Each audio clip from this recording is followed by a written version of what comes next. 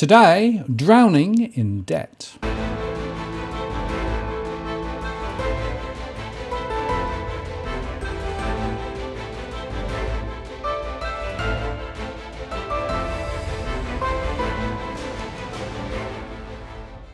Hello again, it's Martin North from Digital Finance Analytics, one of the latest posts covering finance and problem news with a distinctively Australian flavour.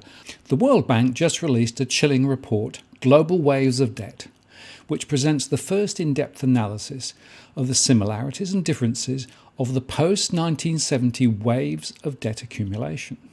They warn the largest and fastest rise in global debt in half a century could lead to another financial crisis as the world economy slows. The report looks at more than 500 individual episodes of government and private debt surges that have occurred in 100 emerging and developing economies over the past 5 decades, and shows that roughly half of these debt surges ended in a financial crisis. The report said that total debt in developed countries remains near the record levels reached in the aftermath of the global financial crisis at around 265% of GDP in 2018, or $130 trillion. While government debt has risen to a high of 104% of GDP, or $50 trillion, private sector debt has fallen slightly amid deleveraging in some sectors in some countries. Total debt has fallen since 2010 in 2/5 of advanced economies, the report said. But of course, in Australia, it is private debt that continues to boom, stoked by large mortgages, even as the government seeks to balance the budget. And the report warns that emerging and developing economies already have more vulnerability on a variety of fronts than they had ahead of the last crisis. 75% of them now have budget deficits. Their foreign currency denominated corporate debt is significantly higher, and their current account deficits are 4 times as large as they were back in 2007. Under these circumstances, a sudden rise in risk premiums could precipitate a financial crisis, as happened many times in the past, the report said. And they say that waves of debt accumulation have been a recurrent feature of the global economy over the past 50 years. In emerging and developing countries, there have been 4 major debt waves since 1970.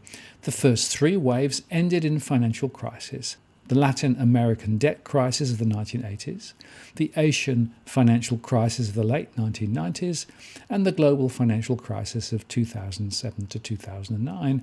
And a 4th wave of debt began in 2010, and debt has reached the $55 trillion level in 2018, making it the largest, broadest, and fastest growing of the 4. The bank said during the 4th wave from 2010 to 2018, the debt to GDP ratio of developing countries has risen by more than half to 168%. And that was a faster increase on an annual basis than during the Latin American debt crisis. China accounted for the bulk of the increase, with its debt to GDP ratio rising by nearly 3/4 to 255% since 2010, and now totaling more than $20 trillion.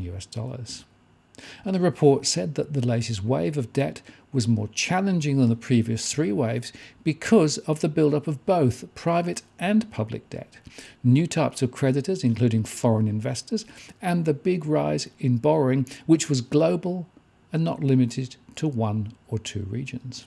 This amplifies the risks if there is another global financial crisis. And poorer countries have also increasingly borrowed from non-traditional lenders such as China, which offer less favourable loan conditions, including higher interest rates and required stakes in projects as collateral. And the World Bank president warned, the size, speed and breadth of the latest debt wave should concern us all. It underscores why debt management and transparency need to be top priorities for policymakers so that they can increase growth and investment and ensure that the debt they take on contributes to better development outcomes for the people. Whilst low interest rates globally reduce the risk of a crisis for the time being, the dangers are building up. and history shows that large debt surges often coincide with financial crises in developing countries at great cost to the population. And the study identifies several concrete steps that policymakers can take to lower the probability and severity of a crisis. Better debt management can help them lower borrowing costs and improve debt sustainability. Greater debt transparency by governments as well as creditors can make it easier to identify and remedy the biggest risks.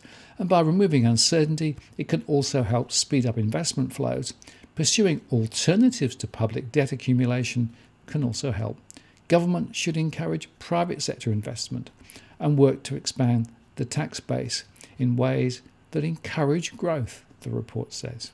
So there you have it, another important warning about the debt bomb. It continues to grow, it continues to tick, and it will lead to issues later, like it or not. I'm Martin North from Digital Finance Analytics. Many thanks for watching, and I'll see you again next time.